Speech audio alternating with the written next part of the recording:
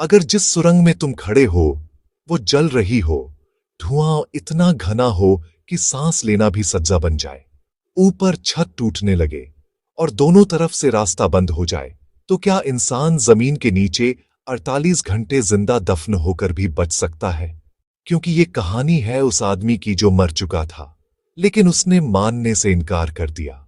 सुरंग के अंदर उतरते ही इंसान को पहली चीज जो महसूस होती है वो है दुनिया से कट जाने का एहसास। ऊपर सूरज चमक रहा हो सकता है, लोग हंस रहे हों, ट्रैफिक चल रहा हो, लेकिन नीचे उतरते ही सब कुछ बदल जाता है। रोशनी कृत्रिम होती है, हवा भारी लगती है और हर आवाज दीवारों से टकराकर वापस लौट आती है, जैसे सुरंग खुद सुन रही हो। उसी रोज की तरह ये आदमी भी बाकी वर्कर्स के साथ अंदर उतरा था। उसके लिए ये नया नहीं था, उसने कई साल अंडरग्राउंड काम किया था। उसे पता था कि सुरंग खतरनाक होती है, लेकिन उसे ये नहीं पता था कि आज वही सुरंग उसकी कब्र बनने वाली है। सुबह का वक्त था, टनल के अंदर मेंटेनेंस वर्क चल रहा था। बिजली की केबल्स, भारी मशीनें, लोहे के पाइप, हर चीज अपनी जगह थी। वेंटिलेशन फैंस चल रहे थे, पीली लाइटें दीवारों पर लंबी परछाइयां बना रही थीं। सब कुछ रूटीन था, किसी के चेहरे पर डर नहीं था, क्योंकि इंसान अक्सर उसी चीज से डरना छोड़ देता है जिससे वो रोज मिलता है, और यही सबसे बड़ी गलती होती है।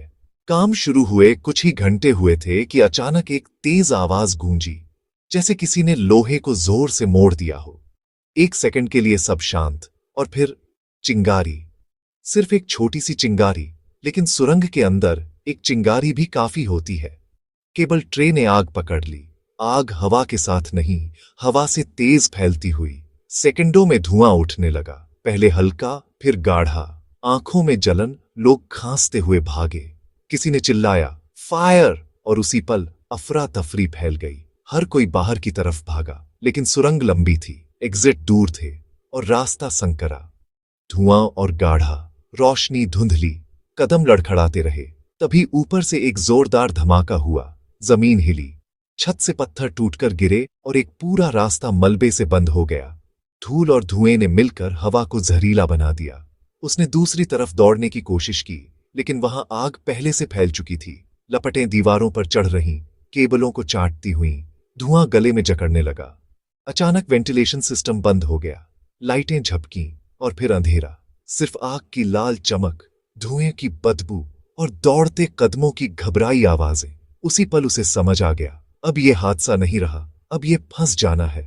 उसका दिल इतनी तेज धड़क रहा था कि धड़कनें कानों में बज रही थीं। फेफड़े जल रहे थे, हर सांस के साथ धुआं अंदर जा रहा था। आंखों से पानी बह रहा था, दिमाग चीख रहा था भाग, लेकिन शरीर को पता था भागने का कोई रास्ता नहीं है। उसने खुद को रोका। ट्रेनिंग ने सिखाया था कि आग और धुएं में पैनिक सबसे बड़ा दुश्मन होता है। वह जमीन के पास झुककर सांस लेने लगा। धुआं ऊपर जमा होता है, नीचे थोड़ी हवा बची रहती है। उसने शर्ट उतारी, मिट्टी में रगड़ी और मुंह पर बांध ली ताकि हर सांस में कम धुआं जाए। आसपास लोग थे या नहीं उसे पता नहीं था। चीखें धीरे धीरे खामोशी में बदल चुकी थीं, और वही सबसे डरावना था, जब शोर खत्म हो जाता है, समय का एहसास खत्म होने लगा। मोबाइल निकाला, नेटवर्क गायब, बैटरी आखिरी सांसें। उसने स्क्रीन देखी और फोन बंद कर दिया, क्योंकि अंधेरे में रोशनी दिमाग को और घबराती है। गर्मी बढ़ रही थी, कपड़े पसीने से चिपक गए थे, गला सूख रहा था। उसने टटोला और एक कोना चुना जहां हवा थोड़ी ठंडी लगी। दीवार में कहीं सूक्ष्म दरार, धूल हल्की सी हिलती, वही उसकी शरण बन गई। पहली रात सबसे लंबी थी। रात का मतलब अंधेरा नहीं, अंधेरा तो पहले से था। रात का मतलब था शरीर का टूटना और थकान का हमला। उसने खुद को लेटने नहीं दिया, दीवार से पीठ टिकाकर बैठा रहा, उंगलियां बार बार हिलाता, पैरों को थपथपाता ताकि खून चलता रहे। पलकें भारी पड़ती तो वह खुद को झटका देता, जागते रहो। उसने खुद से बातें की, अपना नाम दोहराया, घर की तस्वीरें याद की, माँ की आवाज, बचपन की गली, ताकि दिमाग जागता रहे और सांस चलती रहे। दूसरे दिन की कोई सुबह नहीं आई, क्योंकि सुरंग के अंदर सुबह और रात का कोई फर्क नहीं होता, वहां सिर्फ समय का सड़ना होता है।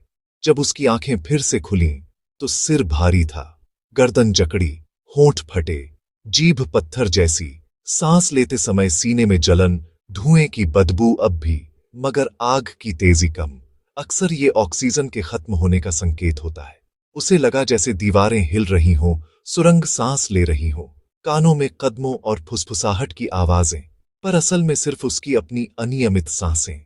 पैरों में जान नहीं, मांसपेशियां अकड़ी। दीवार का सहारा लेकर उठा। एक हिस्से में नमी मिली, पानी नहीं, पर नमी ने उसे याद दिलाया कि वो जिंदा है। प्यास पागल कर रही थी, दिमाग पानी के भ्रम दिखा रहा था। ऑक्सीजन की कमी से पुरानी यादों की बाढ़, स्कूल, माँ, दोस्त, और उसे लगा कोई नाम लेकर पुकार रहा है, पर आवाज भीतर से थी। यही वह पल था जहां ज्यादातर लोग हार मान लेते हैं, लेकिन उसने तय किया कि दिमाग को काम में उलझाए रखेगा। उसने पास पड़े लोहे के पाइप को उठाया और दीवार पर 3 बार जोर से मारा। गूंज लौटी, कोई जवाब नहीं। उसने फिर किया, घंटों तक, 3 बार, सांस, फिर 3 बार। समय बीतता गया, शरीर और कमजोर होता गया, सिर घूमने लगा, आंखें खुद ब खुद बंद होने लगीं। कई बार वो फिसलकर जमीन पर आ गया और जमीन की ठंडक ने उसे कुछ पल के लिए होश में रखा।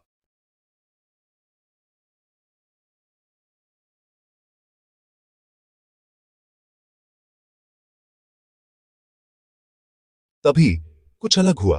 जमीन में हल्का कंपन, जैसे दूर कोई भारी चीज हिल रही हो। उसने कान लगाए, क्या ये फिर भ्रम है?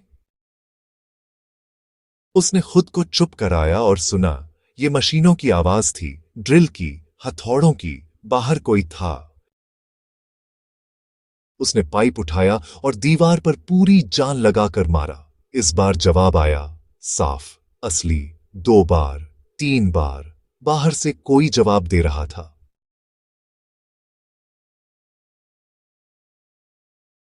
आंसू निकल आए, राहत के, मगर लड़ाई खत्म नहीं हुई थी। मलबा हटाना आसान नहीं था और उसके शरीर में इंतजार की ताकत नहीं।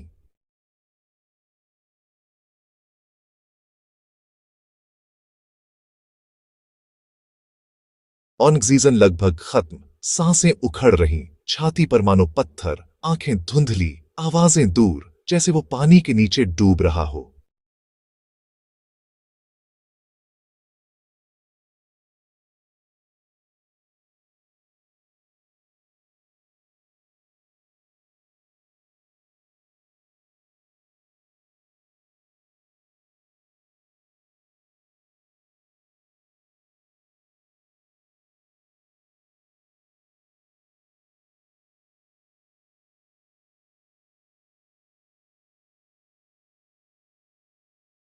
उसी धुंधलेपन में अचानक एक तेज सफेद रोशनी दिखी, इतनी तेज कि आंखें बंद करनी पड़ी। और फिर ठंडी, साफ हवा का झोंका, जैसे अमृत। किसी ने उसका हाथ पकड़ा, मजबूत, इंसानी पकड़, और उसी पल उसका शरीर हार मान गया।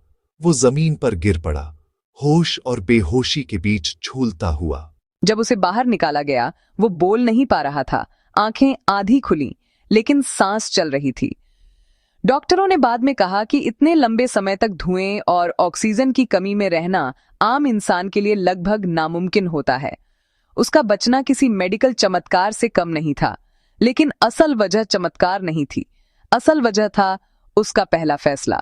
घबराएगा नहीं, सांसों को काबू में रखेगा और आखिरी पल तक खुद को जिंदा मानेगा। जब उसने अस्पताल में आंखें खोलीं, तो पहली बार उसे सूरज की असली रोशनी दिखी।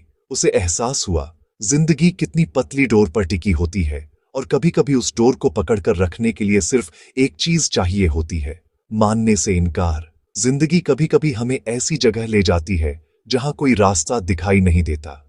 चारों तरफ अंधेरा होता है, सांस लेना भी मुश्किल लगता है, लेकिन याद रखना, जब तक इंसान हिम्मत से सांस लेता रहता है, तब तक कोई भी सुरंग उसकी कब्र नहीं बन सकती।